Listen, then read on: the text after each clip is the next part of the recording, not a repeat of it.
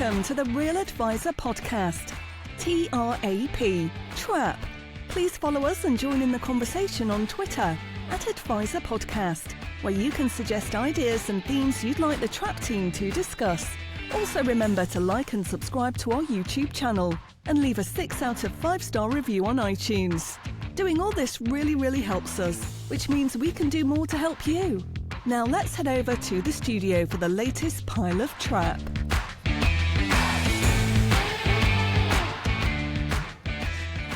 Yes, indeed, dear Trappists. Welcome back to what many people are calling episode 43 of the Real Advisor Podcast, TRAP, TRAP. My name is Lick Lincoln. Joining me, as ever, in the digital studio of doom are the three other horsemen of the apocalypse. Carl Della Voce Widger, Hello. Alan the Storyteller Smith, and Andy Ultra Hart. Now, gentlemen, we have a show packed full of absolutely nothing. So let's start unpacking it straight away with some more high-energy review reads read out by my good friend, the Right Honourable Mr. Andrew Hart. Thank you, Lick. We have 3 short ones today. The first one is from NJ Marshy, entitled Interesting Listening, 5 stars. Listen to TRAP for the whole of a 10-hour overnight drive to the Isle of Skye and didn't fall asleep. Wow. Next up, Windy Miller, fantastic 5 stars, a great listen. As a sole trader, it's like having friends in a room to share ideas and motivation.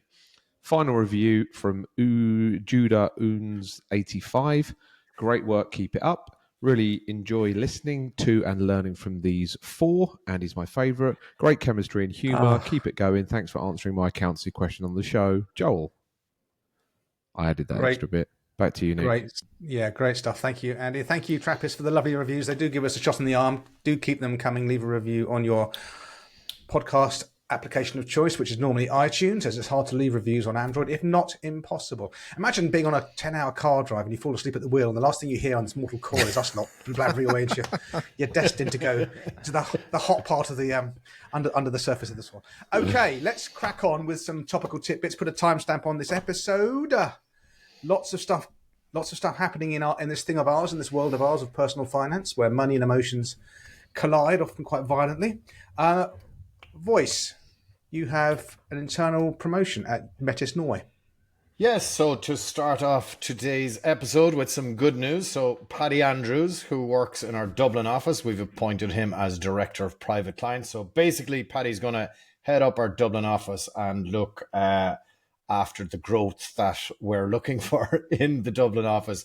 The reason I mention it is kind of twofold. I know there's loads and loads of younger advisors out there who listen into TRAP, and it'd be wrong for me to single out only Paddy, but in Métis, there are just so many examples of people who've just put the head down, got their qualifications, keep doing great work, and opportunities are arising. And like Métis is only one tiny little example of how and where those opportunities can arise. So look, it's just to everybody who's putting in the hard yards, just keep doing the work, keep doing great work, and opportunities do arise.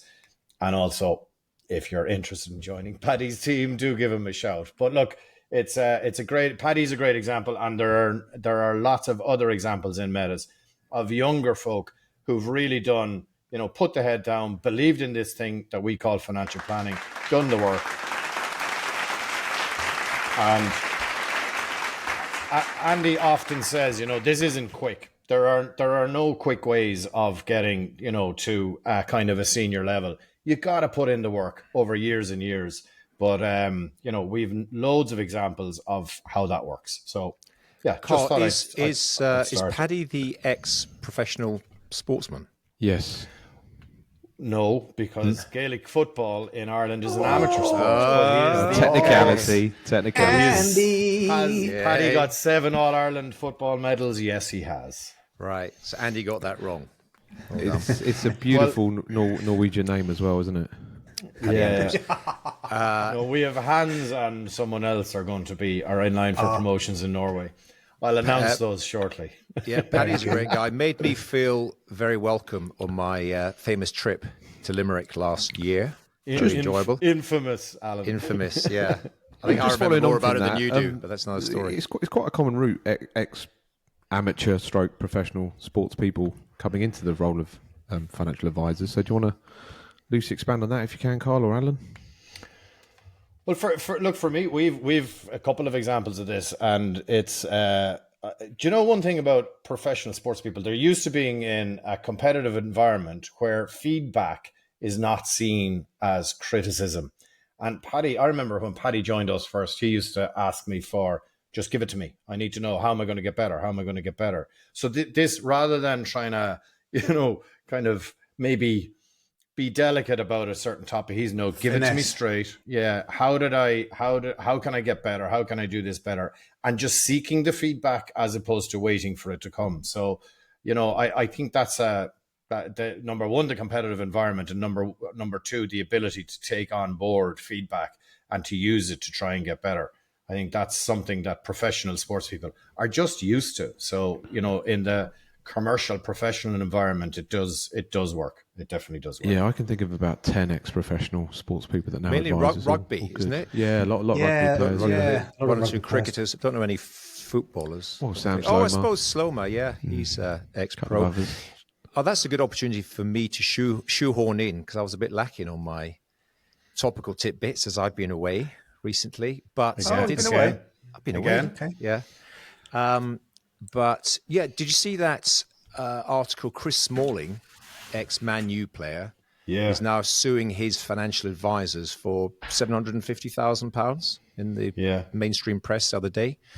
Interesting one. He didn't realise that you have to. I think you never know for certain whether the article is quoting, is that accurate? But based on the newspaper report, he was put into a series of, looks like investment bonds, which is a UK sort of tax structure, like 80 grand a month, putting in one new bond per month. I didn't realize that when you encash them, there's a tax liability on them. So suing his advisors for not explaining that, and for the fees they charged. I think they were taking upfront fees, though, wasn't that it? And he's saying, give me the fees back. I didn't know that there not was sure exactly. Fees. They, according to the article, they were waiving the initial charges or reducing it or something.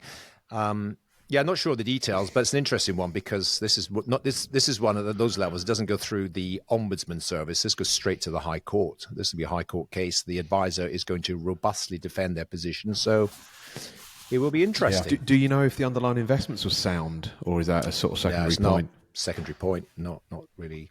I mean, no doubt he will have had this. It must have been fully disclosed in all the documentation, but it's another example of, you get 600-page report, and it's on page 523. You never read it, but they've complied with the rules. Oh, so, interesting. There we go. We'll see how that one plays out. Over to you, Mr. Chairman.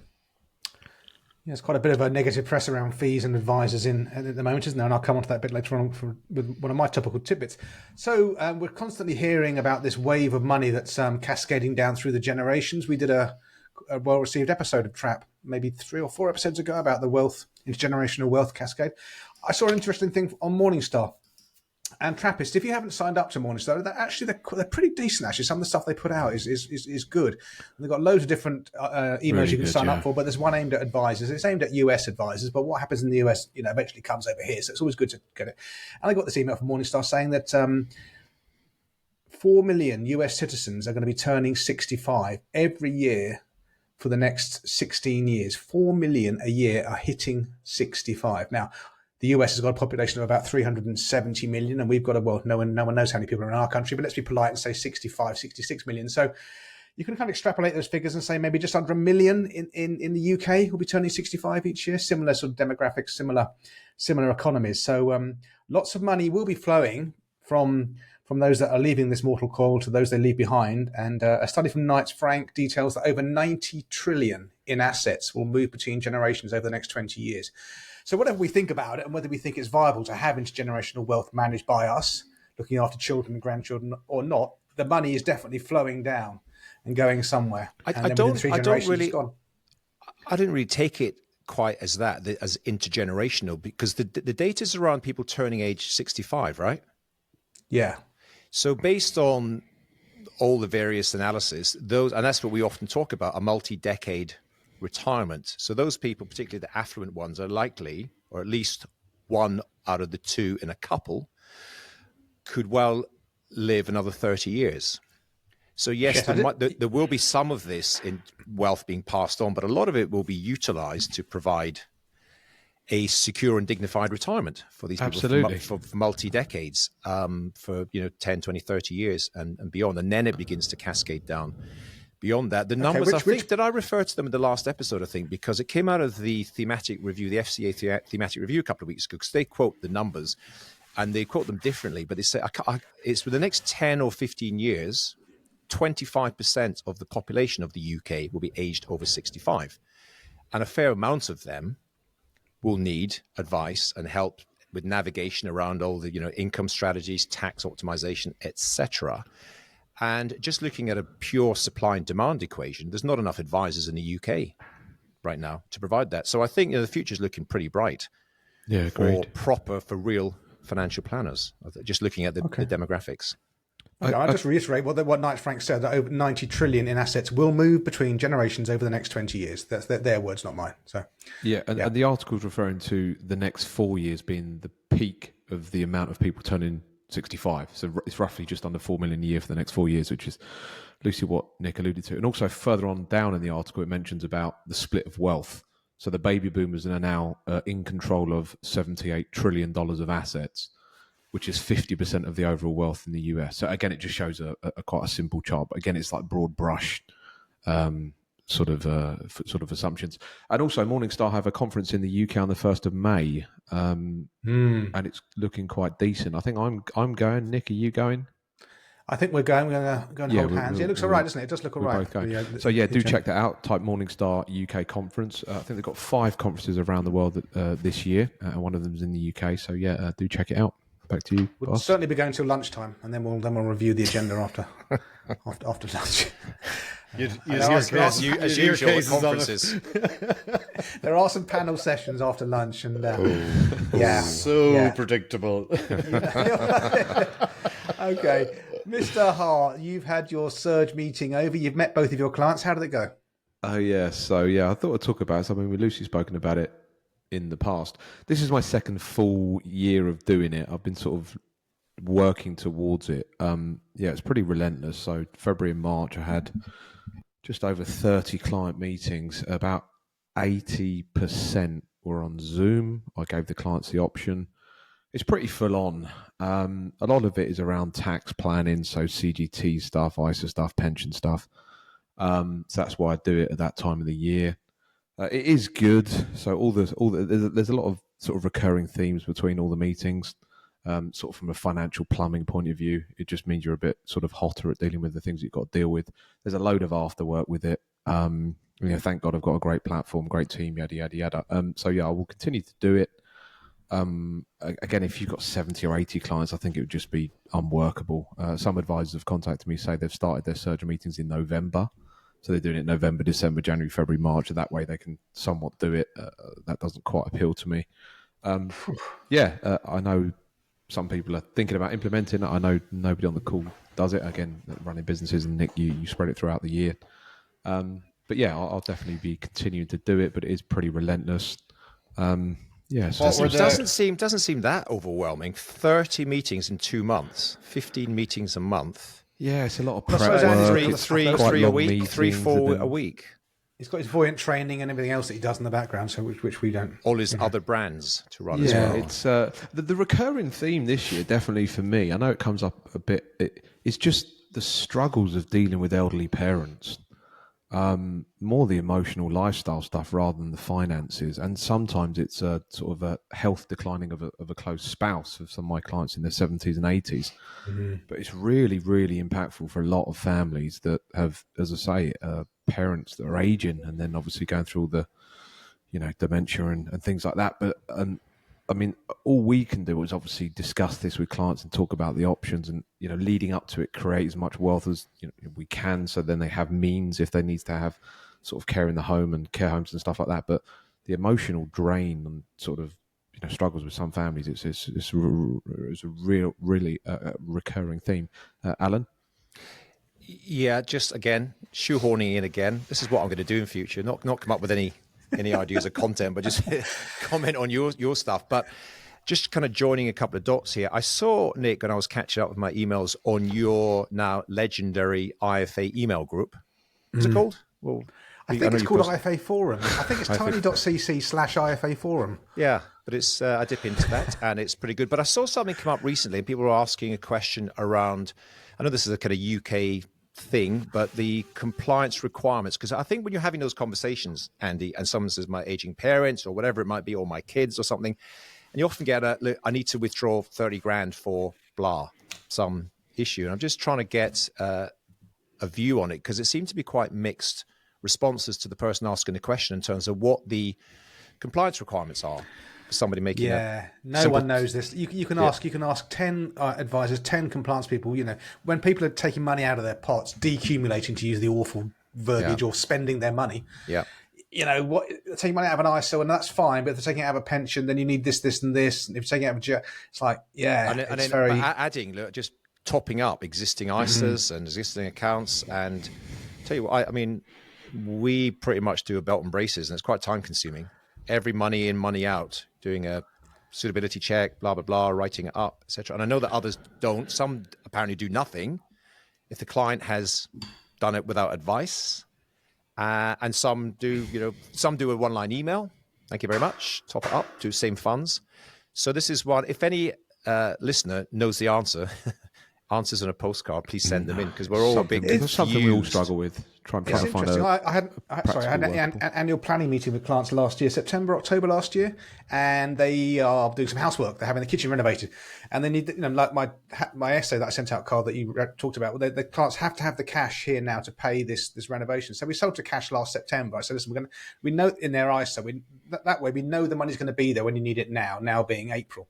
And this morning, the husband called me and said, "Yeah, we need 30K of that money that you sold down out of our ISA." And I just zipped it off, because we discussed it last year, and it's documented in an audio and video recording of the meeting and the cash flow and everything else. And I'm not, absolutely. It's been, it's already in. It's not the selling out of funds, because that was done last year. So I just pinged it over to them, and that's it. But someone else would say, no, you need a suitability letter, and you got to give them a KFD, and all the other crud, and redo their attitude to loss. It's a grey area. Okay, right. So the next topic that we are going to delve into is voice. Active fund managers, what would they say? Yeah, so I picked up this article, I think from CityWire, where there was a very short video, kind of 3.5-4 minutes long, where ETF fund managers were asked in a round table, do you put your own money into your own fund? And it was really good, because it went from very short, yes, I do, everything goes in there, to yes, most of it is in there, but I do hold some cash. And then one guy went and said, yeah, I have a little bit of active or whatever. But overall, it seemed to me like very valid and honest answers. And I thought, after I watched the video, and would active fund managers, if they were telling the truth, have the very same types of answers, which is, yes, I run an active fund. Yes, I put all of my family's wealth into that particular fund. I'm not so sure the answers would be as emphatically yes as they were in the short video that I watched. But then again, maybe I'm wrong. Maybe they absolutely would. I know from talking to some people in this group that some active fund managers are clients of theirs, and they certainly do not put their own money into the funds that they run. So I just thought it was an interesting, very short kind of piece. And sure, who knows what the answer to this one is. I can add a little bit of colour to that, and be very careful what I say, but I can say this was years ago. As you guys know, our office is in the heart of the City of London, where a lot of the investment managers are based, and some are looking for financial advice. It's not an area we specialize in with fund managers as clients, but we certainly had one. I can say this now. He's no longer a client, moved far away. He moved to a different country many years ago, but came to me. I met with him, and he was the manager of a large active portfolio, active fund. And he was the one who said to me straight away, I just want index funds. That's and I sort of looked at him a bit quizzically because I was prepared to sort of run because he's assuming that he'd want to have a lot of his money in his own fund or his own companies. No, Neil Woodford knew he was smart. He knew he was going down the pan. Yeah, wasn't him. That name just sprung into my mind as well. But he's and the guy said, and I quote, "You can't beat the market. You can't beat the market consistently long term." He said, "We've done okay." He said, "We've done okay over the years, but you can't beat it consistently long term. I'm investing for the long term," and I never forgot that story. So interesting, and yeah, you're right, Carl. If you were to sort of line up people, if they had to disclose how much their own private family wealth was held in their own funds, surely interesting response. Surely these people have a sort of canned answer for that question. Surely it's going to come at some point. Yeah. So what do you do with your money? But also the video is quite interesting. Yes. The Vanguard ETF, the guy that's head of Vanguard ETFs, doesn't invest in ETFs. He invests in the life strategy funds. Yeah. A little bit odd. And he's in 80% equities because, of course, he's got to have a correct asset allocation. The LNG person's into multi-assets, so each their own. But yeah, actually, there was, and again, this is publicly disclosed. I remember years ago, maybe 10, 12 years ago, Octopus, as a fund manager, they had an absolute return fund, and actually it was probably around 2008, so longer than that. Time flies when you're having fun. So they had this, can't remember the guy's name, but very publicly, and I went to a couple of meetings or presentations around the time, and he was saying all of my money and he said my wife's money. I remember him saying that. It was kind of, it was quite comical for him on the stage promoting this fund, and it had done really well. He just got a couple of bets right when the markets were crashing, as inevitably happens. Someone gets lucky and he shorted the market or something or other, and he performed really well. And he said, so 100% of my wealth and my wife's family's wealth is in this fund. And that was reassuring for people in the audience, because at least he was high conviction. The fund the following year fell about 60%. As the market's corrected. The best example of that is Standard Life putting their entire company pension fund into GARS. Yeah. Because we believe in the fund. Yeah. There's a bit of that. Let go, boys. High conviction. Girls. Okay, let's crack on. Let's crack on. Bring some order to this. I don't know how you say it, Mr. Hart. SPIVA or SPIVA? I think SPIVA. It's SPIVA. Okay. Go on. Yeah, so a couple of points on this. There's a link in the show notes. Alan's sort of mentioned this before and done a couple of sort of tweets about it.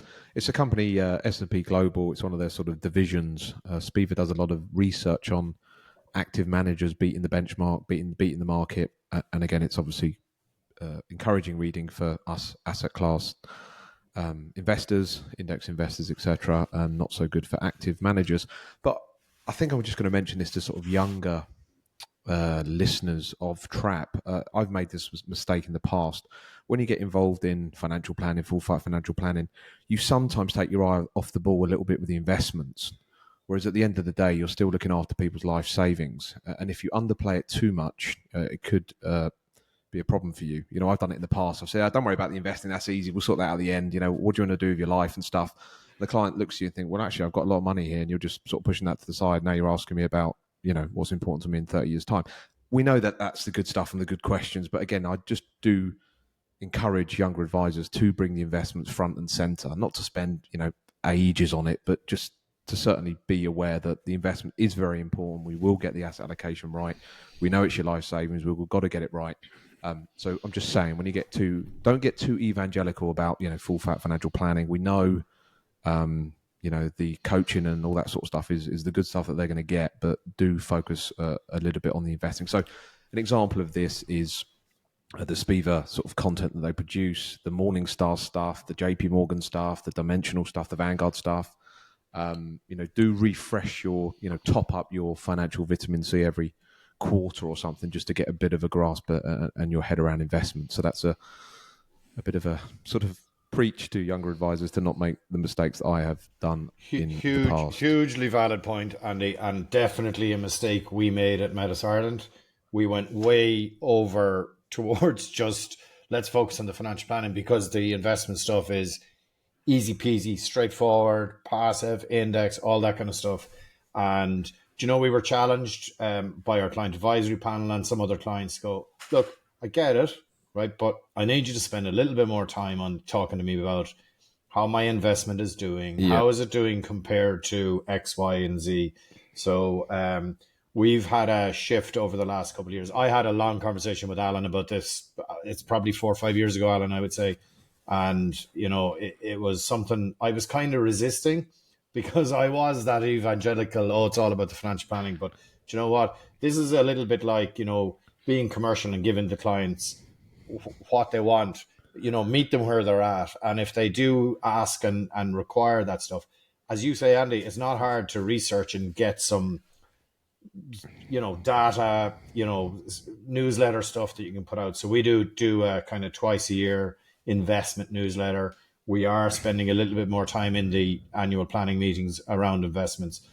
It's not to say that it has come full circle and it's now the priority or the main theme, but definitely a little bit more on it. Yeah, so great point. Just to push that a little bit further, again, people say, what is it you do? I'm a lifestyle financial planner. Obviously, nobody wants one of them.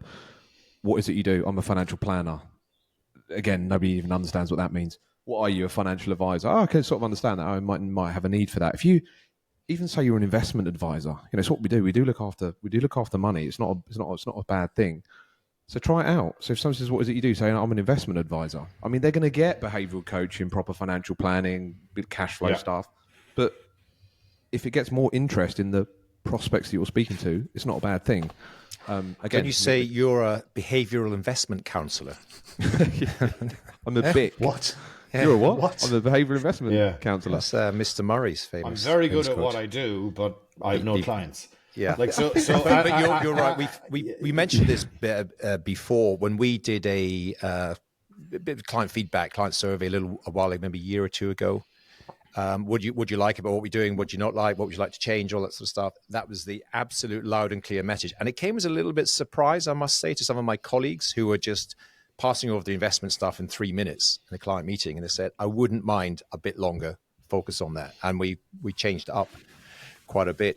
There's another thing that I'll chuck in here as well. And as a business that's been going for 20 years and started in the kind of fund picking or outsourcing to discretionary managers and so on, and then, having the sort of road to Damascus moment when you sort of begin to learn the stuff and do a sort of deep dive and you understand it and you think, actually, it's embarrassing that we didn't know this stuff, however many years ago it was that we began to do the research. And then you've got to have a compelling pitch to tell your clients that having done all this other stuff, kind of in theory wrongly, but not wrongly, that there's a better way of doing things. And we had to really learn, because I think a lot of people are going through, a lot of listeners from some of the messages that I get and you guys get are kind of going through this in their firms right now. Yes, but we currently outsource to XYZ active managers, or we run our own in-house active portfolios. And I get the reasons to change or move towards this, but what do we tell our clients? Have we been doing it wrong? And the answer is you don't really, you say we're doing exactly the same thing in terms of, the asset mix is the most important thing. We're just being more efficient with capturing the market returns. And here's the data to back it up. And referring back to SPIVA, Morningstar, and all the other resources, the tweet that I put out, which I had put out before, the numbers are just ridiculous. The longer the period that you examine, you're in the 90+%.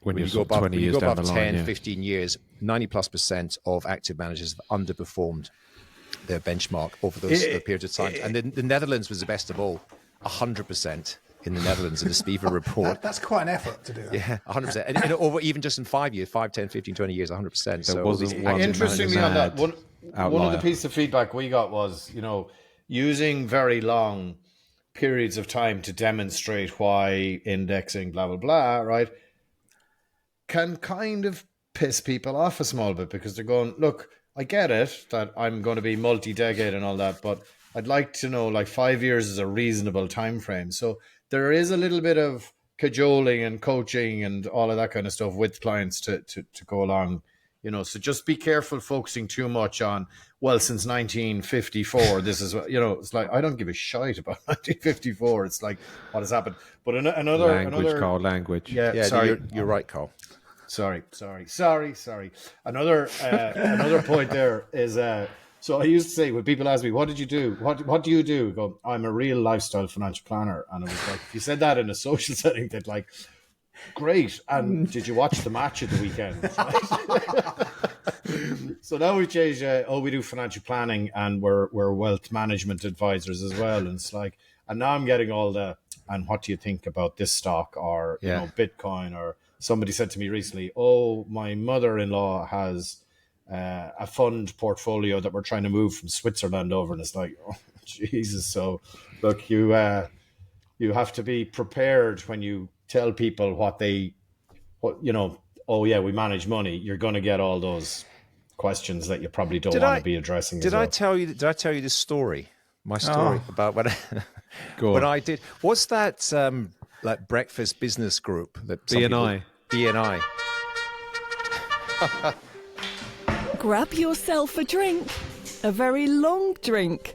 It's story time with Alan Smith. Yeah, I wasn't expecting this one, but I'll throw it in. So many years ago in our early days, and someone said, you should go along to this BNI group. And for anyone who doesn't know it, presumably they've got them in Ireland as well. I think it's a global phenomenon. It's global. It started in California. Yeah. And so, you know, so you get a lawyer, a plumber, a life coach, a beauty therapist, you know, every kind of different profession under the sun who meet at some ungodly hour. About 7 a.m. or something at a sort of central location. They're all over. And the idea, I guess, is to refer people, you know, I need a plumber, I need an IT specialist, or someone I know needs one. And so I arrived at the one and only time I ever went to such a meeting. And we're going around and I thought, I know, I'm going to experiment. It was kind of early days. I'd just come off the Paul Armson course on kind of the whole cash flow and financial life coaching and all the rest of it. And it went around the room. And it came to me, I thought, bollocks, I'm just going to stand up. You have to stand up and give 1 minute. And I said something along the lines of, I'm a financial life planner and I help make people's dreams come true. I'm even laughing at it myself. I said something like that. I thought, I'm just going to experiment because I've got nothing to lose. Anyway, so then sort of sat down and then everyone goes, well, I'm a plumber, I fix burst pipes and so on, went around the room. And then after that, everyone has to say like what they're looking for this week. You know, I'm looking for a plumber, I'm looking for an electrician or something. God, you're taking me back to BNI meetings. And somebody said, I need an IFA. And no one, everyone, we'll try and get one in next time. There's no IFAs here. And I went, well, hello. And then everyone went, I thought you said you were like a financial life coach or something. I went, no, that wasn't really what I meant, but I do. And you know, what you realize is just go meet the people where they are. I'm an IFA. We really do confuse it within the profession and arguing about what to say. People want to put people in boxes quickly. Exactly right. You know? Yeah, like financial life plan. I'm an electrical, refrigerating. You fix fridges. Executive. Fridge fixer. Great. Down. Exactly. You know, lay carpet. A carpet fitter. Yeah, I'm a mortgage broker. You know, you think it's somehow demeaning to be a financial advisor? Yeah, financial. If you're going to say financial advisor is the entry level financial advisor. Yeah, definitely. It's like people say sleep coach when they mean watch. Yeah, things like that. Digital sleep coach. Digital sleep coach. Friend when they mean car. Best friend when they mean car. It's more of a friend than a car. Oh, God. Sorry, Andy. All right. Let's try and get this back on track because we're over half an hour in. So, in the last couple of weeks, we saw the passing of the late Danny Kahneman, the godfather, I guess, of behavioral economics. I think he was 90, so he had a damn good innings. And he and his colleague Amos Tversky did this work showing that human beings aren't rational. For decades, almost centuries really, economists have treated human beings as being rational. And if you give them a series of choices, they'll make rational decisions all the time. And Kahneman and Tversky, with their work, indicate actually it's not the case. People are massively irrational. The work he did in behavioral economics has fed through into various facets of our life, both in finance and what we do, but also in public policy with nudge theory and that kind of stuff. All stems from the work those two gentlemen did. He passed away. There's a very good article by Jason Zweig in the Wall Street Journal. It is behind a paywall. And if you don't subscribe to the Wall Street Journal, I would really recommend it, Trappist. It's about $3 or $4 a month, and they've got some really good writers in there. So there's a link to that article in the show notes. I'll quote from it very quickly. For all his knowledge of how foolish investors can be, Danny didn't try to outsmart the market. I don't try to be clever at all, Danny told Jason Zweig. Most of Danny's money was in index funds. The idea that I could see what no one else can see is an illusion. All of us would be better investors, he often said, if we just made fewer decisions. So rest in peace, Danny Kahneman. I did try and read his book, Thinking Fast and Slow, in April 2020. Gave up on it because it was just it's hard. To me, it was is hard. turgid. It's hard. Yeah, I think I got halfway like, through. Thomas Piketty's Capital and all these other books. Yeah. They're coffee table books, just there to impress the mistress. Show off. Yeah, exactly. Impress the mistress. Exactly. Although the interesting thing is that humans are being completely irrational by doing the behavior that they do. So it is perfectly natural to sell out of your equities during periods of market disruption and falling. That's just a natural thing to do, but it feels unnatural because the markets go up in the long term. But we do, it's a fight or flight mentality. But the absolute godfather of this stuff, and RIP. A lot of his early work, in hindsight, was quite elementary. It shows how far we've come. Newsflash: humans are a bit stupid. Oh, really? Like, how dare you say that? And then here's reams and reams of research to prove it. Whereas now, it's become a bit more standard. Back to you, boss. Yeah, and then I was going to say the better book, which I haven't got the show notes here, which is my fault. Sorry, Trappist. But there's a better book on the story of Amos Tversky and Daniel Kahneman working together, and how they met each other in Israel. By Michael Lewis, and how they eventually fell out. And I don't think they were speaking by the time Tversky died in 1996. But interesting guys, they both fought in the Israeli army. They both fought in the 6-Day War. They both been on the battlefields. They're not What's the name of that book, academics. Nick? It's Michael Lewis book. Michael Lewis. I can't remember the name of the book. I can't remember. Google it, Trappist. If it's Michael Lewis, the author, then that narrows it down. Project Kahneman, or something. it'll come up. No, they're framing something, anyway. Yeah, find it. Yeah, Google it. Way better than Thinking Fast and Slow. I just think slow all the time, and the book was too bloody fast for me. Okay, Wodge, something's going pear-shaped in the world of solar. Yeah, do you remember I mentioned this? This was kind of last summer, maybe kind of August, September. The solar investment that was widely sold by financial advisors in Ireland, amongst others. At the time, there was kind of a lot of news about, we're going to sell the sites and everyone will get their money back. And I'm always very skeptical about that kind of stuff. And people had to vote that, do you give them the time or do you liquidate or whatever? Anyway, it seems that they're struggling to sell the sites that these solar farms were supposed to go on.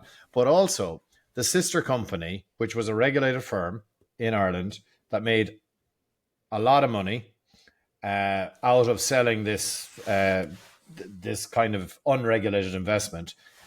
Now, when I say a lot of money, an awful lot of money, they cannot repay 75,000 back into the company at the moment. And I suppose, look, there's two lessons here. Number one is just be careful with all of this kind of stuff because it just has a habit of going pear-shaped. And even when the story seemed like, there might be a reasonable return, people might get their money back, it tends not to happen.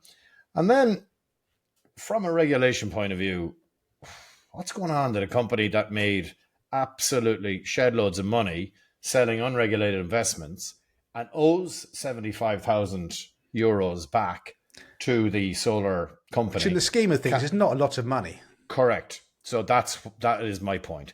So what's happening with the regulation there? I'm just wondering. So look, it's in the article. You can read the article. But again, another sorry tale of unregulated investments being sold to end consumers. People don't know the risks that are involved and things going pear-shaped. Carl, what's your view as to why so many people... Is this back to just human behavior? Why do so many people sign up for something? It just sounds a bit iffy to me. Just solar panels and solar... To be fair, I don't think there was anything iffy about the proposal. I just think they couldn't actually put the whole thing together, and they were promising coupons back along the way, and then they didn't have the companies up and running with the coupons coming, the electricity running, blah, blah, blah. So they couldn't pay the coupons. So that's when it started to go pear-shaped. I don't think the money I don't think anybody has ever said there's any question that the money wasn't being put towards these solar projects. It's that they didn't happen in time and the promised coupons weren't coming back. So I don't think there was any. So they're presumably offering something, some headline rate. You get 9% a year or 10 or whatever it was. And assuming that they had nailed all these things, you probably might have got that sort of return. Yeah. So I have my big bugbears, and I'm going over old ground here, and I understand I am, right? But it's that the financial advisors who sold it were being paid big dough to pay it, right? There was like really big initial commissions on this that weren't being disclosed. weren't being disclosed because it was an unregulated investment. There's your second answer. Yeah, and look, again, I won't go back over old ground, but they're my problems. But it's like now that the regulator is like maybe looking at this firm and they can't pay 75,000 back. Like, come on, guys, give us all a break here. You know, people need to be held accountable for their actions, and that will give hopefully consumers, you know, a little bit more confidence in what we're doing. Because there's another article I'll share maybe in the next episode that we do, but you know, people in Ireland who have lost money through fraudulent businesses setting up as, you know, you've mentioned one, Alan, before about, you know, firms that look like they're doing the same things as us, but actually it's totally fraudulent. And, you know, like we need to professionalize everything that we're doing, give people comfort that, yeah, I can trust these people. But when there's stuff going on like that, it's going to be hard for us to do to gain the trust of the consumers, and it shouldn't be like that. And you know, my whole thing is professionalize what we're doing, professionalize it, please. Okay, yeah, good point. And another gathering, I think the gathering storm that's not going to help engender trust between potential clients and financial advisors is this thing about advisory firms charging for ongoing service, depending on how you define that, and not actually following through on it. And I know a lot of people are very gleeful about SGP being hauled over the coals for this. Sure, they are. And if they haven't done it, they do deserve to return those fees. But it's going to come down the line to a lot of IFA firms who are supposed to be carrying out some form of ongoing financial planning service, including planning meetings with clients, and aren't delivering on that. And Ali Hussain, a journalist for the Sunday Times, I don't think he's a friend of financial advisors.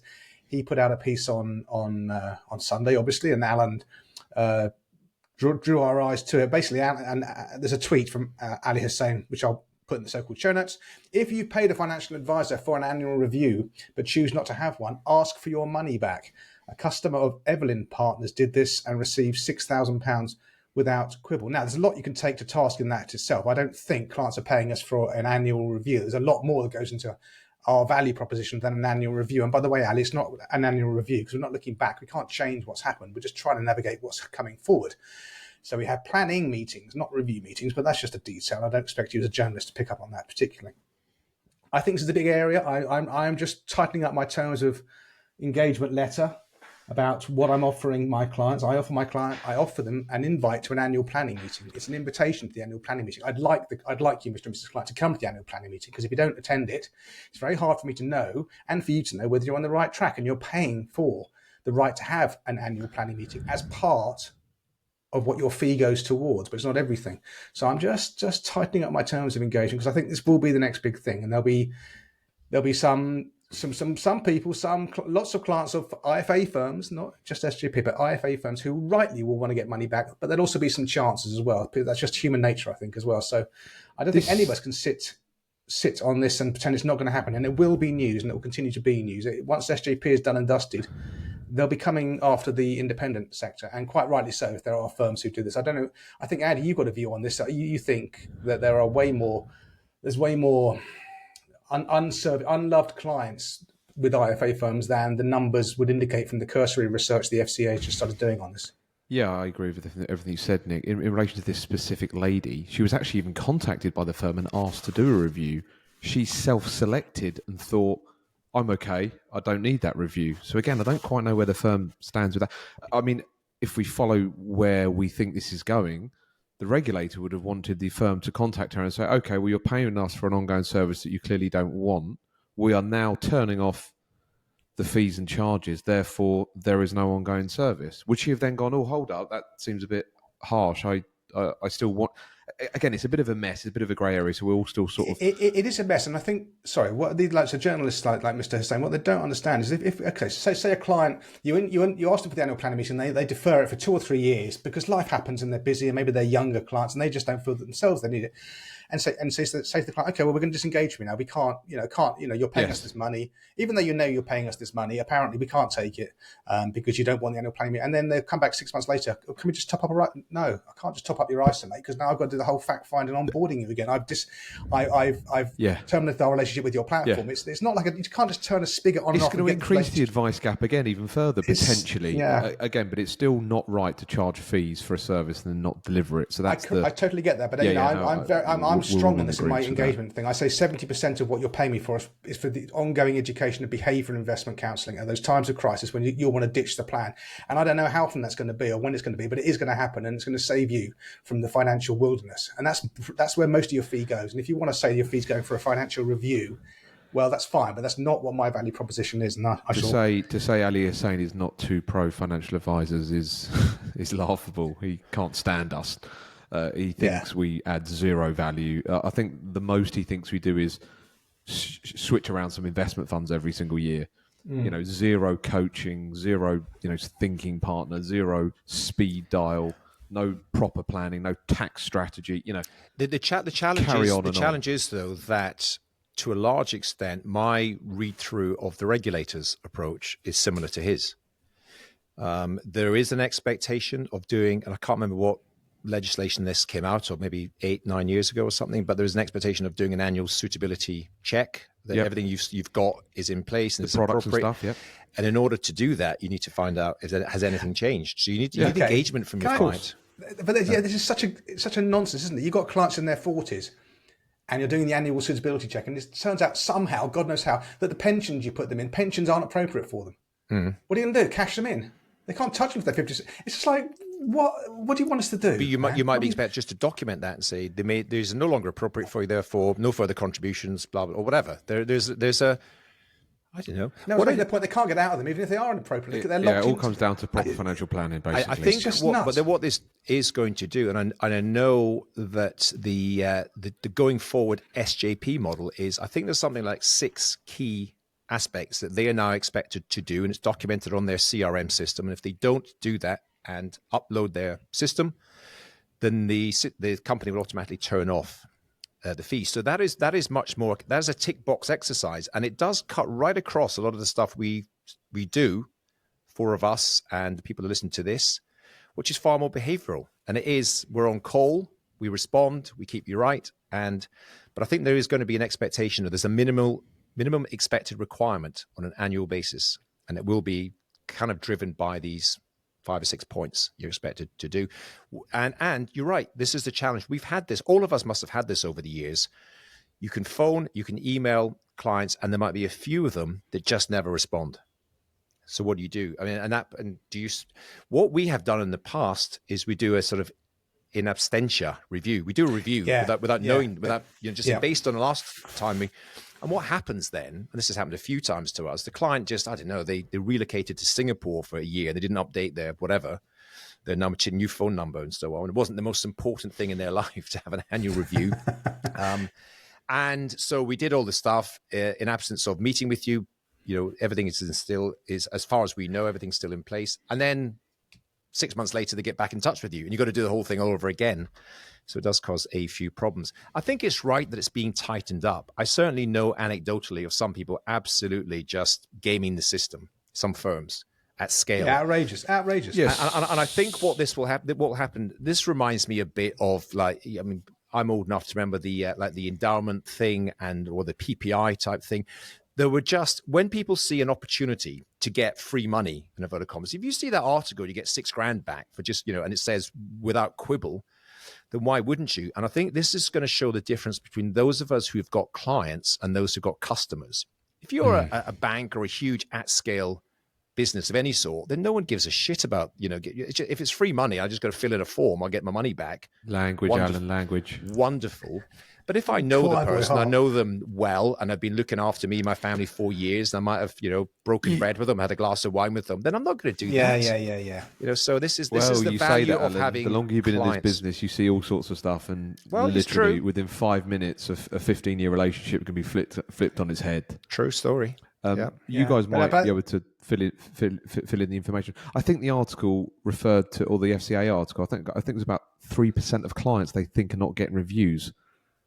I think it could be close to 10 times that across the industry. But again, you think 30% are not getting any form of ongoing service? Yeah, because I know that a lot of people can't do proper financial planning anyway, so they're almost sort of fearful of going through a full review again. They might be able to tinker around and tweak around investments. Well, but a lot of this, again, comes back to previous conversations, driven by incentives, back to behavior. Incentives drive so much human behavior. So much of this industry, and I use the word specifically, the industry is about upfront fees. If I can get 3% of the client's portfolio, pension fund, etc., then I'm all after that. So it's all about the engagement and the onboarding. That's where the focus would be. Less incentive about ongoing stuff, really. And I think that's historically, again, this is just anecdotally and some stuff I've seen and heard, particularly the at-scale businesses. It's all about onboarding. Asset gathering is the key thing. Initial income gathering. Yep. Sorry, Nick, go on. Just farming the whole time, farming, and then not looking after them once they're on board. And I can't remember. Do you mean hunting, Nick? You mean hunting, Nick? Hunting, farming, whatever. Yeah. No, hunting is getting new clients, and farming is existing. So you mean hunting? Oh, whatever. Yeah, I meant hunting. Thank you, Andy. Yeah. But the point is that the vast majority of, I'm sure it's the same in Ireland, Carl, but the vast majority of complaints that go to FOS and everything are from clients who feel unloved, who have there's no emotional connection with their advisor at all, because they were onboarded years ago and just haven't had any contact. And they just think, oh, sod it, we might as well put this claim in. Whereas if you have a deep relationship with your clients, I take on board your point, Andy, that you never really know anybody, do you? But in the vast majority of cases, if you've got deep relationship with your clients, they're going to be happy. They're going to feel they're getting value for money, and they're going to trust whatever you say because it's you saying it, and they know what. Yeah, but look, I know there's flaws in the regulation, and you guys, it's all kind of been tightened up over there, and there's going to be, parts of it that you're kind of going, that's almost impossible to regulate, but it's way better than what we have here, way better, and I just wish we would follow suit. I really do. There was an article recently, before Christmas. This is where Carl pisses off somebody in Ireland. He's not done it for 50 minutes. I loses another 50 friends. I can't help myself. So a firm who's got half the AUM we have, less staff, but double the turnover. I'm like, okay. So, figure that one out. Do you think they're doing reviews? They can't actually possibly be doing reviews. Where doing reviews? Who pays the most commission? Carl, yeah, exactly. I've had this, and it's just on and on. And it's the next one, knock down the next one. And Alan's point, incentives over the drive years, human behaviour. Yeah, over the years, and Andy's my confidant on this. He loves delving into company accounts and looking at other firms. And I know in Ireland it's all published. Some of it in the UK is published, not all, but you can make some decent guesses. And there are certainly, like you say, there's firms way more profitable than we are. And I just look at it and scratch my head and I think, how can they be doing that?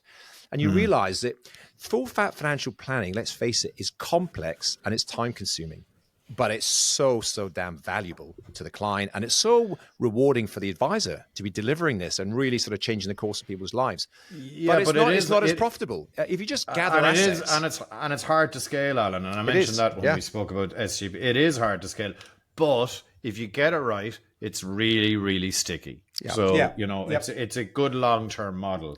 Well, so I'd imagine that, and again, we talked about this before, when you see the average, right, the number of client or client families per advisor, that's an interesting metric. And we're at about maybe 50 per advisor. And I've seen some things called, when I used to read like New Model Advisor and see these, firms with 3 advisors and 2,000 clients, you think, well, what's that all about?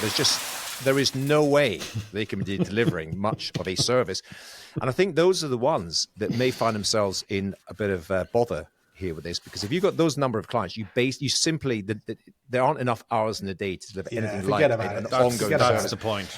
So you've been making hay for years. You've been highly profitable, but if you've got to start refunding a load of fees now because you've done little or nothing for these, hundreds or thousands of clients for the last 10 years. Mate. They're just Phoenix. They're bugger off in Phoenix. Well, that is true, unfortunately. Sadly. Okay, listen. We have given the topical tidbits. Jesus, it's 54 minutes in. Shoot me. I think we should move on to the meat and potatoes of episode 43 of the Real Advisor podcast. And today we're going to talk around, and we've talked about this before, directly and indirectly, artificial intelligence, AI, it is the topic du jour. I get it. Some of you might already be reaching for the fast forward button, but just bear with us, because when the Trap Pack talk about AI, we talk about it from an informed, interested point of view. Don't you, Alan? Yeah, we are lucky to be joined by the UK's leading AI financial advisor. Please welcome to the stage, ladies and gentlemen, Alan Smith. Yeah, as they say, in the kingdom of the blind, the one-eyed man is king. I'm the one-eyed man here because I have spent a little bit more time than others have. And I'm just, and as Nick has often alluded to, my sort of shiny new object, magpie brain, was got very excited. But here's the thing, and I'll lead the conversation, and we can sort of take it as far as we want to do. This came about, and I suggested we have a discussion about it this time, because I posted something on social media last week, and it was just about a new piece of technology that finally we were moving away from just Chat GPT, and we can help you write a blog post or something, which is all well and good and it's quite helpful, but it's not really game changing or life changing. But you start to see some of these things now beginning to make an impact and beginning to perhaps make a material difference to your profitability or outgoing costs or efficiency. And so as a result of that, and I'll talk more about what exactly that post was about in a moment. But as a result of me posting that on LinkedIn last week, I got about a dozen DMs, messages, private messages, people saying, "Oh, that looks really interesting. Can you tell me more about it?" And I thought, rather than have loads of one-to-one messages, I thought I just replied to them all. I said, we're going to have a chat about it on the next episode of Trap. So here we are. What I thought I'd do is just briefly, and I will sort of keep it pretty sort of short and to the point. I'm going to kind of open the kimono, as they say, and just share some of the stuff that we have been doing here at Capital during the course of this year. So just kind of reveal what we've been up to. And there's nothing particularly dramatic, but there are 3 organizations that we've engaged with so far in a meaningful way, which have begun to have an impact on the work we do. So the first one, and I've mentioned them before, is a company called Implement AI. Implement AI, run by 2 guys, Piers Linney and Alok Shukla, 2 close personal friends of mine. Go, Nick. 2 close personal friends of mine, who have recognized the challenge. Thank you. Who've recognized the challenge of SMEs, as they call it, so small businesses, and hence the name, the title of their business, Implement AI, because everyone is overwhelmed with the volume of information, apps, new tools, and the challenge is to actually begin to implement it in your company. So we've engaged with them, and we're going through their program right now, and I think they're a useful place to start. And I will post a link in the show notes, because they do a weekly podcast, Piers and Alok, and they've got a load of white papers, downloads, tools, and sort of techniques that if you want to just get a bit more understanding as a small business, they're not specifically financial services related, but they are small business related. So they understand the issues and challenges and budgets of small businesses. So the first thing we've done with them is to create our own AI policies and procedures. Anyone with any more than a handful of staff needs to have your procedures in place to avoid people running away and start sort of uploading client data onto some other sort of AI-enabled tools. So you get those in place, and then we're helping build out the broader infrastructure with Implement AI. Talk more about it if you want. The second company that we've engaged with is a company called Saturn, saturn.ai. And again, post a link to their website. I get 2 bright young sort of tech founder entrepreneurs, London-based. I don't know if you guys have spoken or anything with them, but really, what they really want to do, so they are financial services focused. They've come from a background in financial services. They get it. Honestly, for the conversations I had with them, often you have conversations with people and you think they don't really get what we do. These guys do. We've had quite a number of sessions with them. They really understand it. Their view is that they can double an advisor's capacity for work, for client work, etc. So to be able to double that, if you think you could, in theory, take on twice as many clients as you now have and still be able to operate, effectively and efficiently, that to me, pricks my ears up. I think that's interesting. I'd like to learn more about that. So we're working through with them.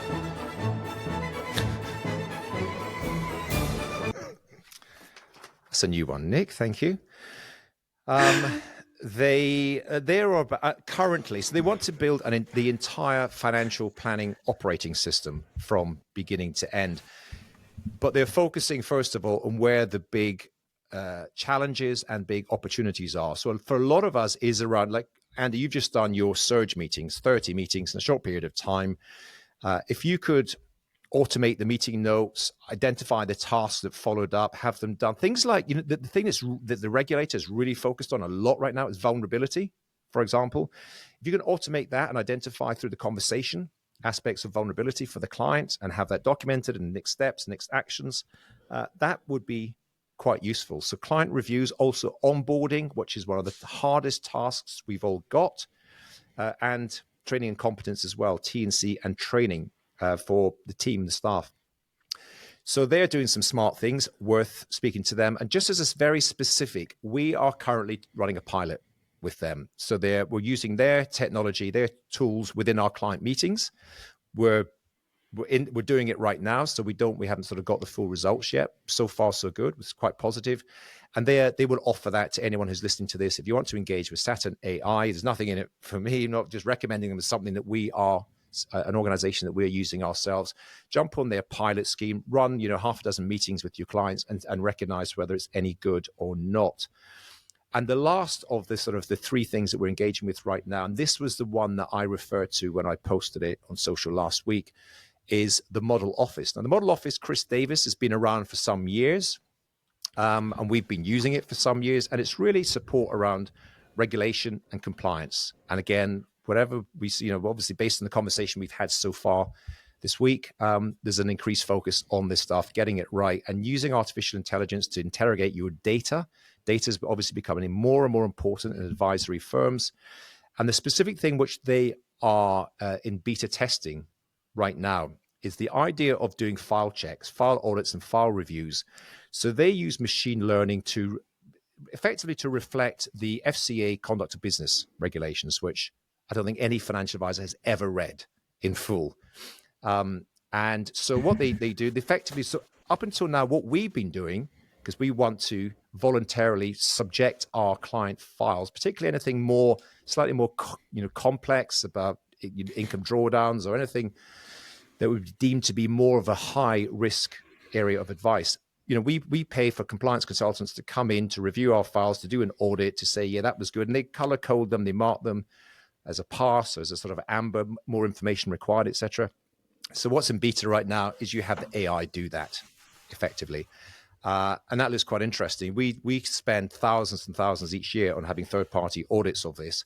I don't think it's going to replace humans yet. I think I still would like a human just to oversee what has been created so far. But that's a practical example for a business, small business like ours could save £20,000 a year in costs by deploying some of this AI technology. I think the last one I'll throw in just for a bit of a laugh, really. And I think it's the guys that implement AI. There's organizations that can do this, but if you think about your business, and all of us are impacted by this. One of the biggest challenges, as we all know, we take on a new client and they've been with either they've directly or DIY advised themselves, no help advice, as Andy would say, and or they've been with another advisor. You've got to find the information out about their existing products, policies, investments, etc. That is a painful process. We all know. You go into legacy product providers. There might be companies, old insurance companies, 20, 30-year-old policies. Trying to find that information is painful. And we here at this firm literally have talented people, highly paid London salary people on the phone to XYZ. 45 minutes, yeah. We all know the names. Waiting to get through, waiting to ask questions. Can we ask, this policy, when did it start? What's the premium? What's the blah, blah, blah. Getting all the information that is necessary in order to give proper advice. We can now build a tool, which is an automated AI, human sounding like voice that knows how to ask the question. So you plug it in, send it off, and it calls Prudential or Phoenix Life or whoever it is and asks the questions. And I've listened to this. Most of the kind of robo type people I've heard before, and press 1 for this and press 2 for that, are terrible, sound like a robot. The most recent examples are 99% human-like. They are really interesting and really good. And I'm sure that most of these product providers will deploy these people as well. The call center type approach is absolutely in its last few months, I think, of existence. So the funny thing is, we're going to have our robots calling the robots. Yeah, we're going to have robots speaking to each other and getting the data. Eventually, this information will just be provided. What could go wrong? But this is do that, Hal. Currently available. So that's my starter for 10. There's some interesting things. As I say, we as a firm can see some material cost savings, and we can see some of the very much more mundane tasks being automated. And if you can elevate your team, your colleagues to do much more interesting kind of human-focused type stuff, it's going to be better for everyone, for the team, for advisors, and ultimately for clients. What are your thoughts, boys? There is so much there. It's still so early, isn't it, in this journey with AI? I kind of... You think it is, Nick? It's been going, it's been bubbling for years in the background. It's just sort of come to the fore a bit more in very recent times. I mean, in terms of its applications, sure. I'm not very good at using my imagination to see where this could go. But I know it's going to go somewhere and it's going to be transformative. I just don't know where. I still think we're at the early stage of it transforming. But Nick, just run through this with me. It's that you have your client meetings and you have most or all of them via Zoom, right? Yeah. What do you record them? Yeah. What do you use? Do you use AI tools to record the meetings? No, it's within Zoom, isn't it? I just record it. Just a recording in Zoom and audio file. So there are non-financial services specific, multiples of them. Just record them. Fireflies. And now I think Zoom's got a built-in AI thing now, isn't it? You can just click on that and it'll give you a transcript. It'll do meeting highlights and bullet points of what was discussed, if you want all that kind of stuff, you know. Yeah, and so something like Saturn. And Saturn, they're not the only one. There's a number of companies around doing this because most technology companies are recognizing this is where a lot of the work exists in our businesses. It's annual planning meetings, gathering information, updating. If you could get that information. So you just got a recording. You've then got to take that information away, read through your notes, write them out, follow out if there is advice, suitability reports, etc. If you could have 80% of that done automatically, for example, that must be quite helpful. I'd have thought. No? I'm also struggling to think. I don't think AI is going to create anything new. It's just going to take everything that we currently have and make it better and faster. Well, we have investment platforms. We have cash flow planning tools. We have meeting and recording software, so it's just going to sort of add gasoline to the fire, as it were, and just make there's two aspects. Better. Yeah, two aspects of AI. One is to make what we do already, just make it better, faster, more efficient, more reliable, and cheaper. And that's great. And if you just did that, you'd be pretty happy. But the other thing is to innovate, which is the next level. And I would say to anyone listening to this, exactly because what we're doing, because I would get quite excited about, we can build an entire platform. Jesus, schoolboy error. He's got these AI Amazon delivery come to the door. So if anyone listening to this, sorry, we've lost Andy Hart because his doorbell rang. Literally not have happened to a nicer guy. My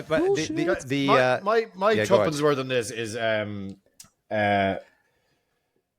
I think it's early stage in terms of practical implementation, right? So, and I think there's no doubt whatsoever that there are folks out there designing AI to tie together a financial advisory firm, a financial planning firm, because I think that's one of the challenges for all of our firms is everything is so disjointed. The platform's over here and we're using this fund and our CRM system is here and we're using Zoom.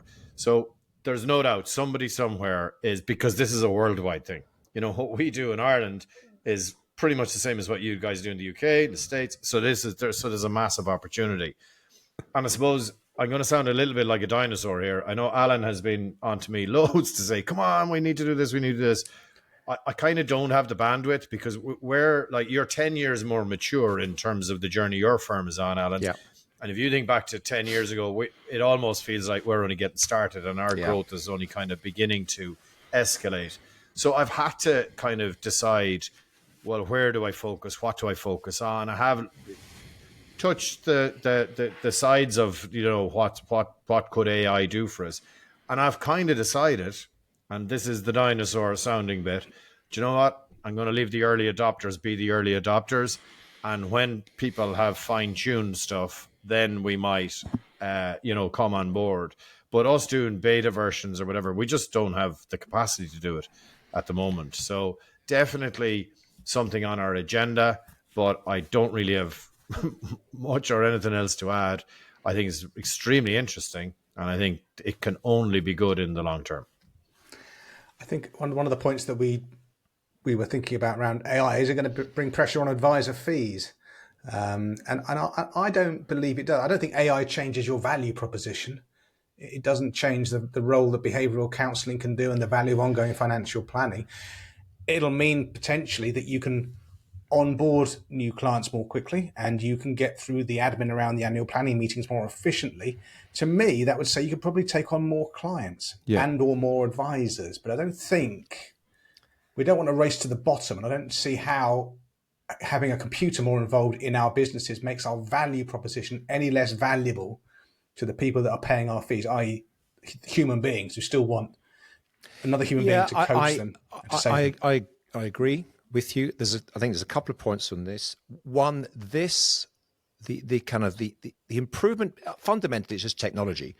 So the improvement of technology and doing the things that historically advisors were considered valuable at doing. So whether that is investment advice, tax planning, tax calculations, we're talking about this generation of people retiring, optimizing income strategies by all that can tax be done by the efficient. computers. So all gets done. With the human oversight. Yeah, but there's a lot of advisors out there that is their service proposition. That's what they offer to the world. And if you can get that done, either yourself or via Hargreaves or whoever it is, just on you speak to your computer. That's the thing. Voice becomes the dominant way of communicating. You speak and explain your circumstances.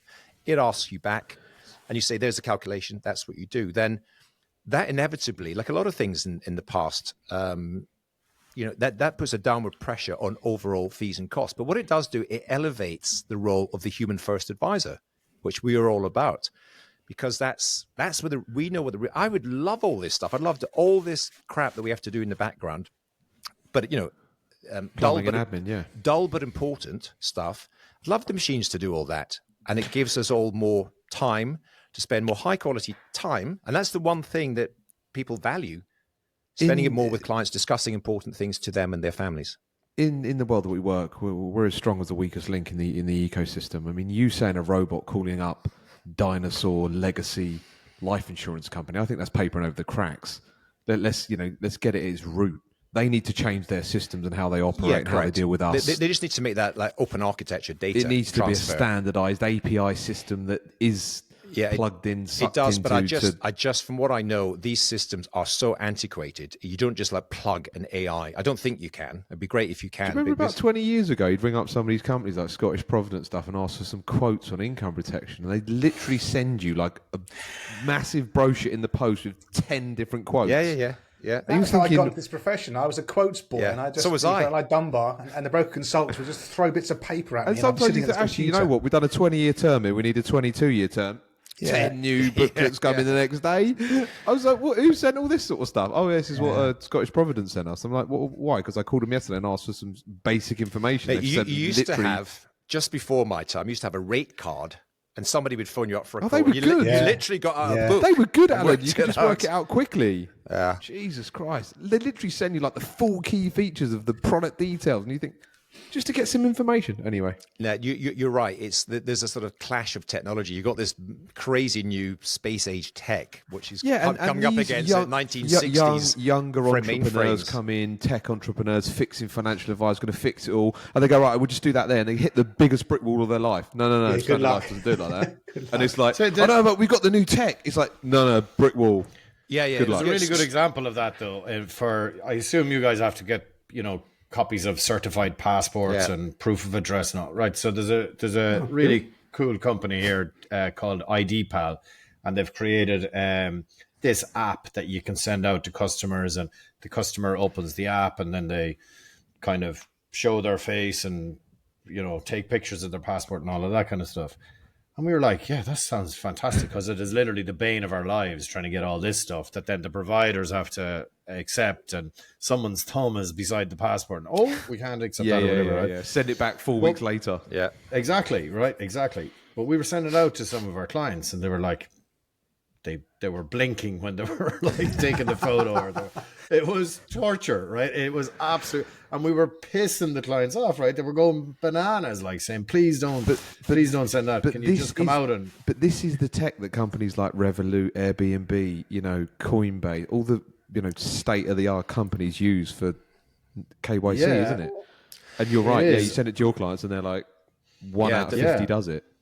Yeah, so this is the challenge, but I'm not saying it's not. They're not. It's not progress. You're right. So the challenge is with these things, and the strategy should be, choose your battles. Don't try to change legacy 60-year-old mainframe computers to give you data faster, but work out.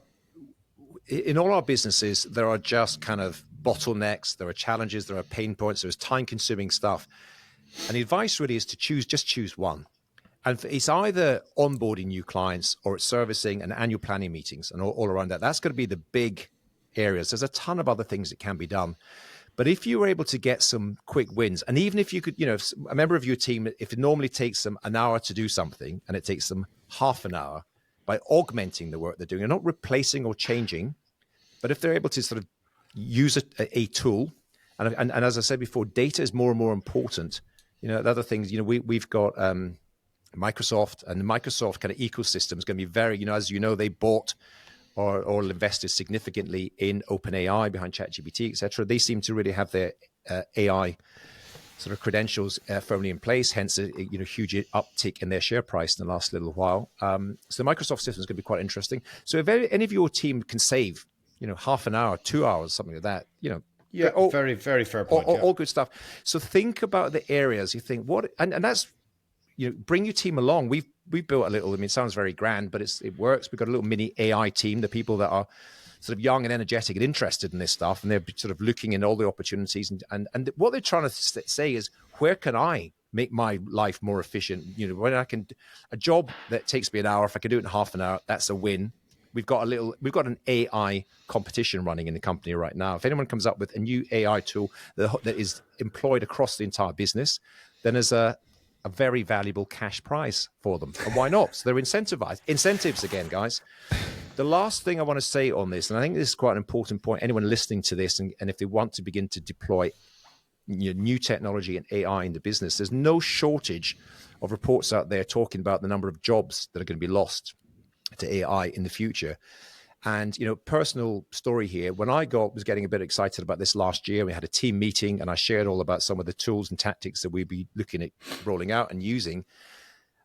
I was a bit naive, but I was a bit surprised to see the sort of looks around the room with my colleagues. Petrified. Just with their arms crossed. No one was really excited or engaged. The most junior member of the team that's been calling up Standard Life for the last 3 weeks. Yeah, exactly.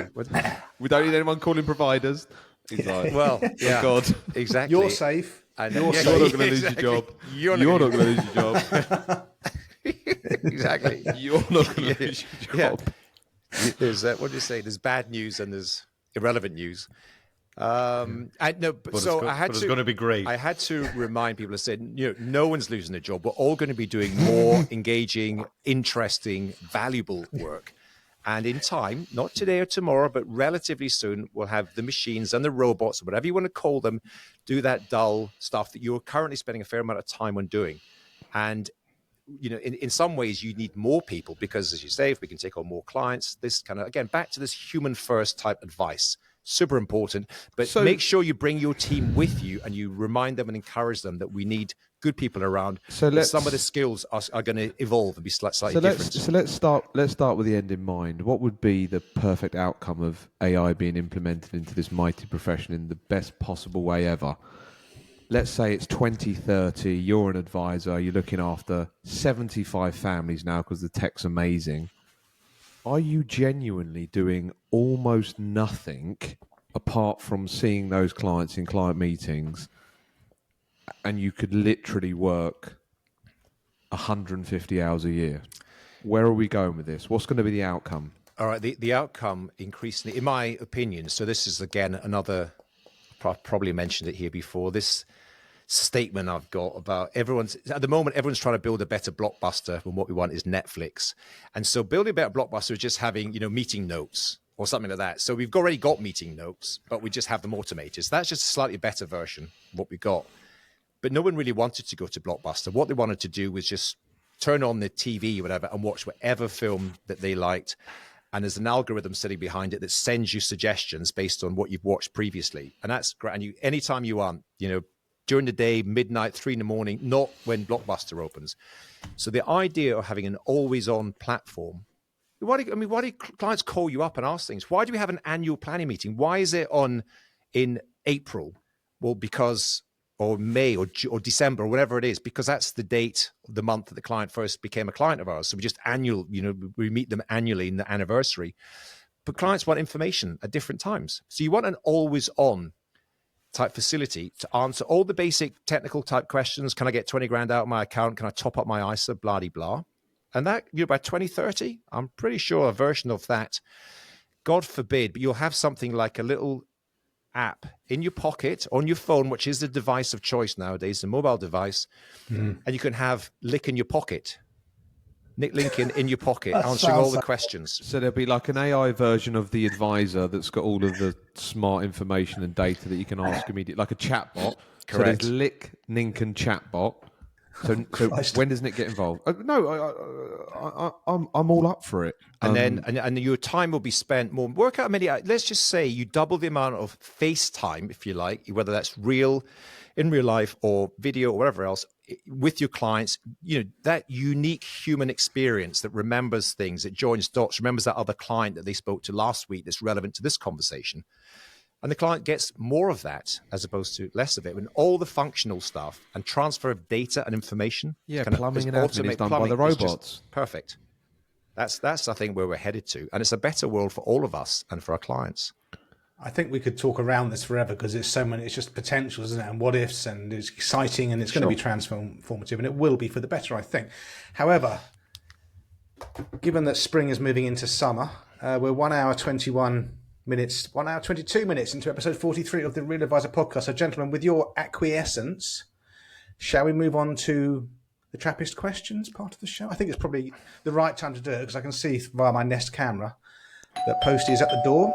There she is, ringing the front door. She's hauled the bulging sack of Trappist questions up my driveway. If you want to get a question into the Trap Pack, dear Trappists, pinned tweet at the top of our Twitter channel. There's also a link in the so-called show notes. We will get to your questions over time. We're working through them. We're currently at November from last year, which is why this first one, it's not really a question. I don't know if you guys have read it, and you might need to be on your metal with this one. This comes from a person called Sam Colby Butcher. Dear Nick, congratulations to Andy for another enjoyable and insightful Humans Under Management. So you can see how old this is. I was delighted to win a Trap mug in the competition, not least because it afforded me the honour of shaking your hand, and it is an honour, Sam. It is an honour. Andy then announced the competition winners would also receive a ticket to Hum 2024 in South Africa. Andy is so generous and thoughtful. But alas, I won't be in South Africa on that day. So I was wondering if Andy would object to selling my ticket and donating the money to Sia Khaleesi's charity, the Khaleesi Foundation. Thank you for the valuable and entertaining Trap podcast. Best wishes, Sam. So how did it go, Andy? And did Mr. Khaleesi say thank you for the donation? It was said in jest. So he won the competition in London, and I said, the great news is you've won a free ticket for next year. And everyone cheered. And I said, then in South Africa. That was the joke. Go, Sam. But yeah, we'll sort something out, I'm sure. Okay, the next question is from a female Trappist, and if I'm going to butcher her name here, Carl, or down, I think you met her. Is it Jane McAleese? Yep. Correct. I think you've met Jane a few times, Nick. I think I have, but I don't think I spent the whole time asking her how I say her surname. Is that okay? Okay. Jane. I love the conversation kicked off by Alan regarding fees and value. Just coming in from an Irish perspective and having had the experience of going through the CBAL authorization process twice in the past 13 years, the questions they asked last year were far more detailed and relevant to financial planning firms than my first time of planning. This gave me some cause for optimism. However, unless financial planning becomes regulated, I think we will always find it hard work to make the headway we want. Keep up the great work, guys, and we look forward to having Hum back in Ireland next year. Is Hum coming to Ireland this year? No, it's just in South Africa in September and London. Okay, I was going to say that's first news to me. So I don't know if Jane's asking a question. I'm making a statement. One of you three jabronis handle it? Carl should respond. So, cheers, fellow Irish. Yeah, I think there's no chance whatsoever financial planning is going to be a regulated activity when they can't even regulate the investments that should be regulated.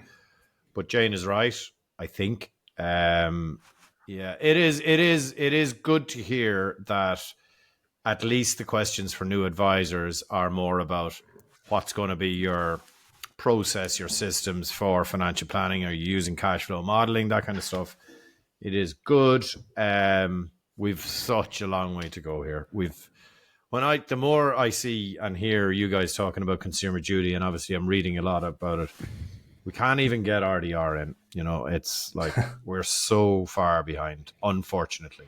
And this is going to sound like selfish from a Métis point of view because, we think we're doing it all right. It's not. It's the the clients are going to be better served if we did this. And the bad actors, and there's not loads of them, but there are definitely some of them, the bad actors will be weeded out, and people who are on the fence about whether I should do financial planning or not, they will jump on board because they will have to. And that can only be good for the clients, for the consumers. That's what regulation should be about. Okay, I'll just yes, Jane, I have met him. We have chewed the fat numerous times. Thank you for your question. I'm just ideologically opposed to regulation, and I don't think financial planning becoming regulated would be a good thing. Whatever you'll get, then again, the regulator prescriptively telling us how to do financial planning, which is an art thing. It's based around empathy and emotions and understanding of clients. You cannot have a COBS for financial planning. I don't think you can have a COBS for financial advice, but they make us follow it. And it's thousands of pages. I think regulating financial planning, no. There's for me, instinctively, that would not be a good thing. I think financial planning should be everywhere. I think all financial advisors should do it. It's not the same thing as saying I think it should be regulated. And if you've got firms that don't want to do it, then that's fine. They're dinosaurs, and we, as evangelists, as full fat financial planners, with our loudspeakers, with our loud hailers, with our klaxons, we have to be out there saying this is the way forward. Come to Mecca. We think this is the way forward for you, Mr. and Mrs. Petrified retirees. We can help you out, and that's it. The interesting thing, Nick, is the lines are, as we know, we've spoken about privately. The lines are increasingly blurred, aren't there? There's loads of what are they called, financial coaches, various descriptions around who are not regulated. Now, I don't know what they do. Do they do financial planning and build cash flow models, or is it more just coaching around your relationship with money? I guess there's lots of different versions and styles, but bit of everything. I mean, that's obviously not regulated. That's coaching. Are there many examples of regulated people becoming unregulated and being successful in actually just doing the unregulated activity? That's a very loaded question. What's the answer, Nick? I'm not aware. Well, I'm genuinely interested. Are there examples of people who have successfully deregulated and have a really good business doing unregulated financial planning only? Well, they're certainly prominent. They're certainly prominent on LinkedIn, on social media, and on sort of trade events and so forth, without a doubt. Chris Budd is an example. Chris Budd was an advisor, owned his own business, a regulated business, and now runs the Institute for Financial Wellbeing. And that seems to have got some traction. Now, I don't know whether it's a success in whichever definition of success you want to use, but it's certainly a known thing, and he has done that, and there are others, but there aren't many. I think your question was specific to the client work, wasn't it, Carl?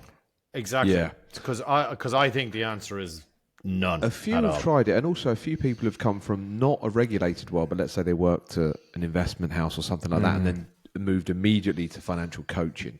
So they haven't done there's a whole mix of different models out there. The thing is, clients want you then to execute on the coaching. Potentially. That's why they have to say, see an advisor to implement.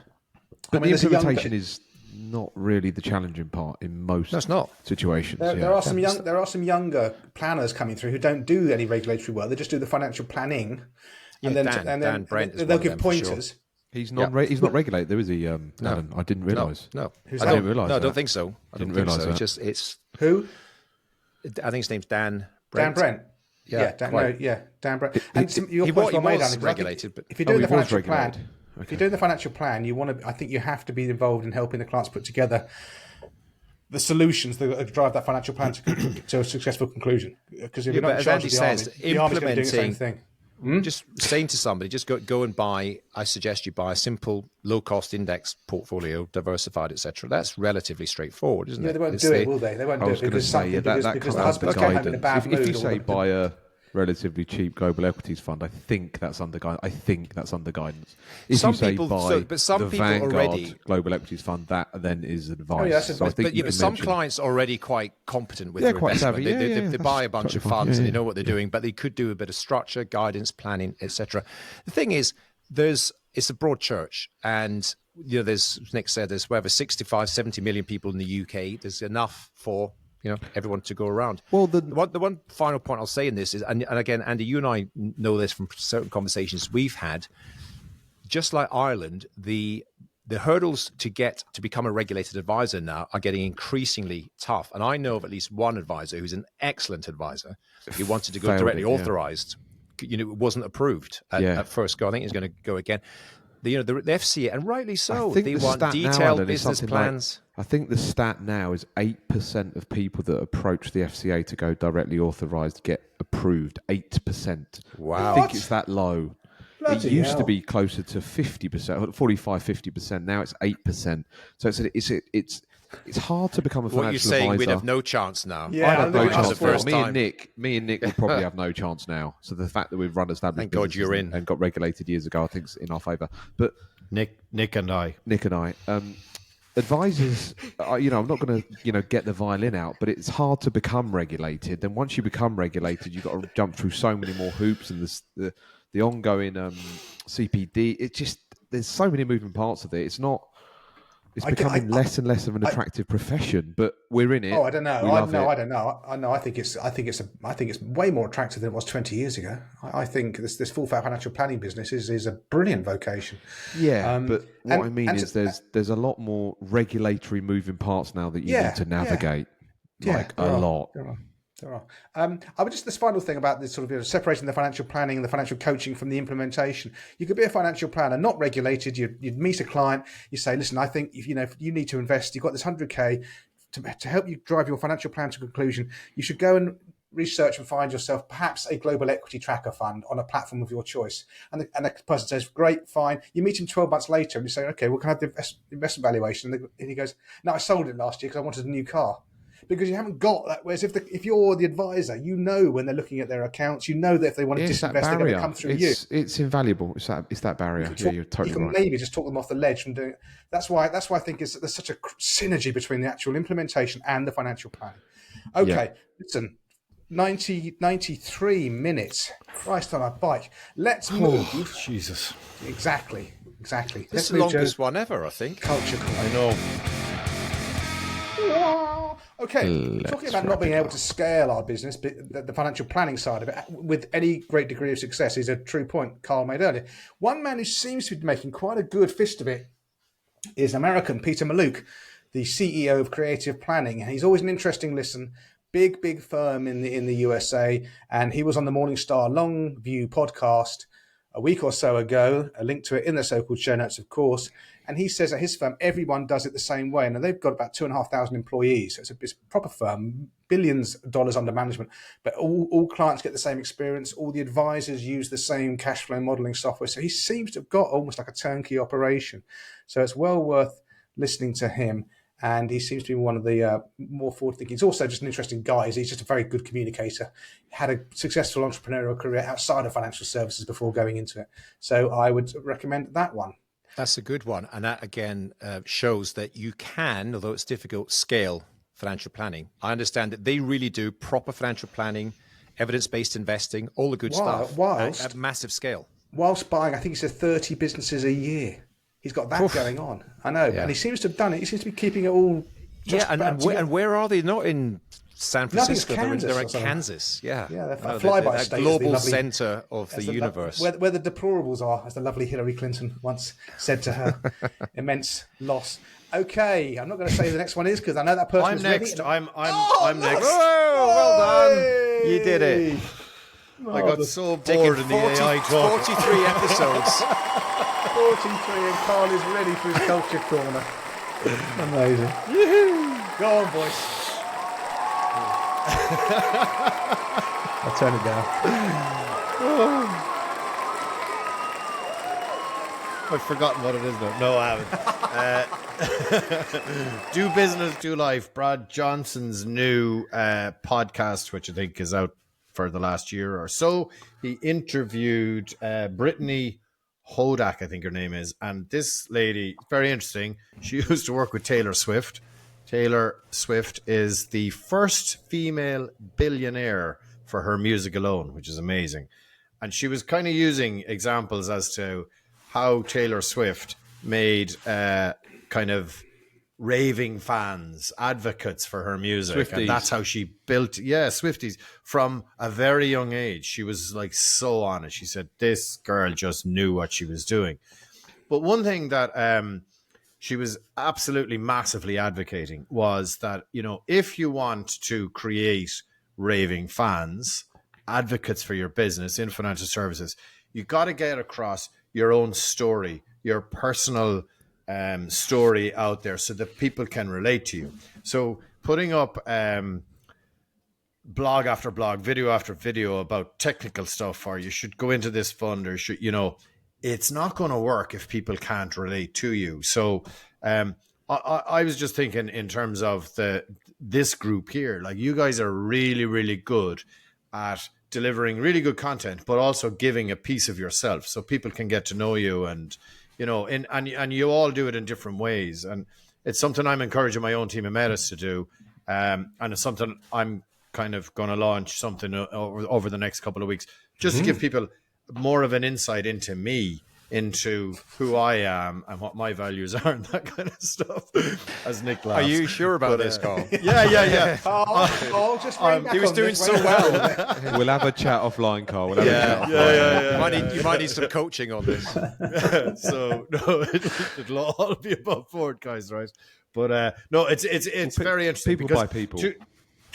But you know, too often, right, we're hearing stuff from a very small group of people about what we should be doing. And it's lovely to get somebody from outside of the industry. Now, she says she does work with financial advisors, but I think it's only a recent enough thing.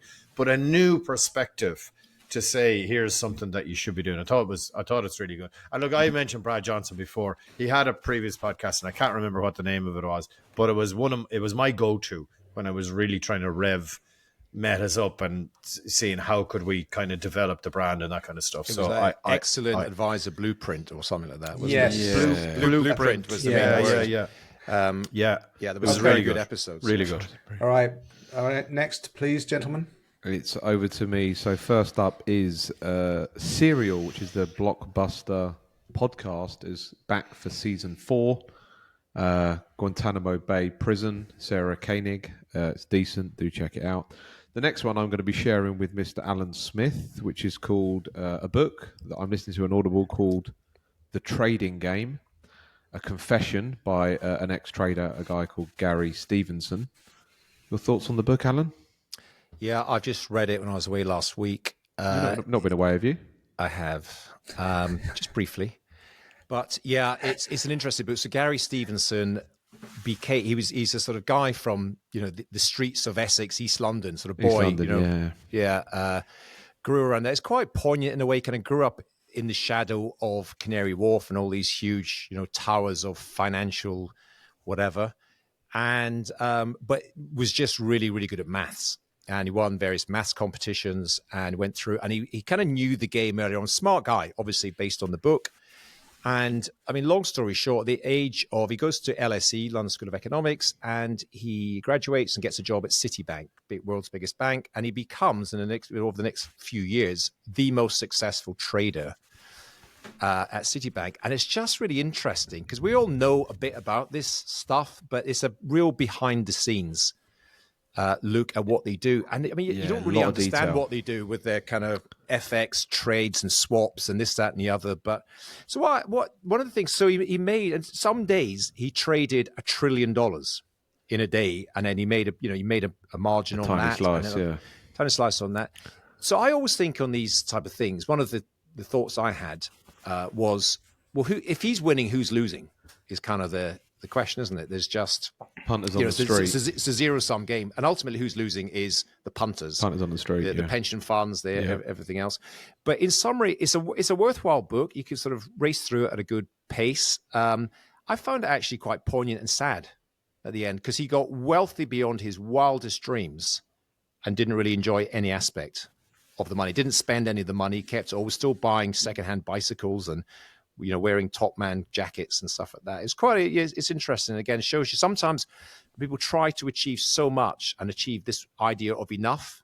As Carl says, what's your statement, Carl? Bring you in again. If you don't know what the money is for, the answer to how much you need is always going to be more. Always going to be more. And it was the same for him. And these other guys, these young 20, 30-year-old traders who were making millions, and it was never enough. And none of them were happy, incidentally. Yeah. Worthwhile book. Yeah. Okay. And I'll just chuck in my final one because we shared that one. Just to sort of tie a bow on this whole thing. When this episode comes out on Thursday morning, later on today, Thursday, there's a live webinar with the guys that I mentioned earlier, Implement AI, Alok and Piers, and a real kind of introduction to AI for small businesses. So I'll post a link to it. If you're interested in this, jump on that webinar later on this afternoon or register for it and see the recording later. I think it'll be worthwhile. Okay. Fantastic. 1 hour, 41 minutes, episode 43 has been flushed down the pan. That is a wrap for this episode. Thank you, dear Trappist, for your precious time. Nick, sorry, just on Trap Live, we've pretty much sold out. Every time. We've got about 5 tickets left if anyone wants to grab a ticket. Sorry, final point. Back to you, okay, boss. Thanks. Come to Trap Live. It's going to be fun. Thank you for your time and your input into the show. It is your show as much as it is ours. Please do leave a 6 out of 5 star review on iTunes. Like and subscribe to our YouTube channel, please. That way you'll get a notification whenever a show comes out bi-weekly on a Thursday. It'll land on your PC or on your phone in the early hours of every other Thursday morning. So until the next time, from the Trap Pack, it's adios and take care out there, folks. Goodbye. Goodbye. Bye. Goodbye. Good luck.